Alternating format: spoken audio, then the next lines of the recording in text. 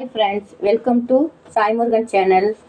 Carrot తోటి stuffed chapati ఎలా చేయాలని చూపిస్తా. ఈజీగా మన ఇంట్లోనే చేసుకోవచ్చు. రండి ఎలా చేయాలని చూపిస్తా.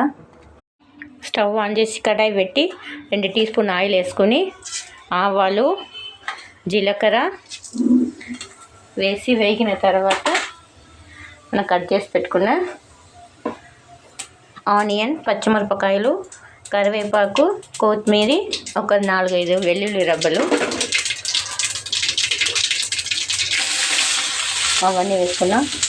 అంతకుముందు 1 కప్పు గోధుమ పిండి కూడదు. మనం స్టఫింగ్ చేస్తాం కదా చపాతీ లోపల, దీంట్లో మనం తురుముకున్న క్యారెట్, పచ్చిమిరపకాయలు, కరివేపాకు, కొత్తిమీర అది కూడా వేసుకొని కలుపుకోవాలి. దీంట్లో కొంచెము సాల్ట్, కొంచెం చికెన్ మసాలా ఫ్లేవర్ కోసం వేగినాయి. ఇప్పుడు దీంట్లో కొంచెం సాల్ట్,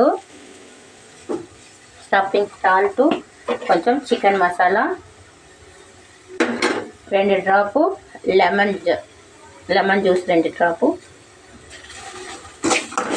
అన్నీ వేసి ఒకసారి కలుపుకొని 1 టీ స్పూన్ పుట్నాల పొడి దీంట్లో వేసేసుకుంటాం. 1 టీ స్పూన్ పుట్నాల పొడి ఉన్న పిండిలో కల్లి కొన్ని తీసి ఇట్లా చపాతీ చేసుకొని దాంట్లో మన క్యారెట్ మిశ్రమాన్ని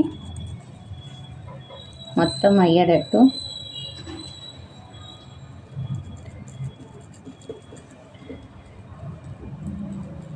ఫుల్ ఒత్తేసి దీనిపైకి ఒక చపాతీ పెట్టేసేయాలి. ఇంకొక లేయర్స్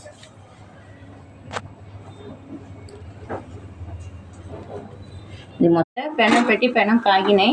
ఇప్పుడు మనం చేసిన చపాతీని దీంట్లో వేసుకుంటాం. 2 సైడ్ కాలిన తర్వాతనే ఆయిల్ పోయాలి. ఇది క్యారెట్ స్టఫ్డ్ చపాతీ. పిల్లలు క్యారెట్ ఉట్టిగేస్తే తినరు కదా, ఇలా చపాతీ లాగా చేసిస్తే వాళ్ళు కూడా మంచిగా తింటారు. లంచ్ బాక్స్కి అవుతుంది. ఎక్కడైనా ట్రావెల్ పోయేటప్పుడు ఇలాంటి చేసుకుంటే మనకు సైడ్ ఇచ్చే అవసరం ఉండదు. కాలి పెరుగుంటే కూడా చాలు.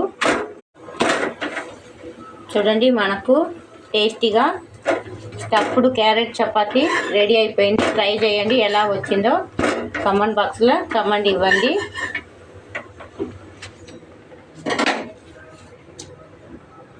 లోపల కూడా మనం పెట్టిన స్టఫ్డ్ చూడండి, లోపలన్నీ మసాలా పెట్టి ఎంత బాగా రెడీ అయిపోయినాయి మనకు స్టఫ్డ్ చపాతీ.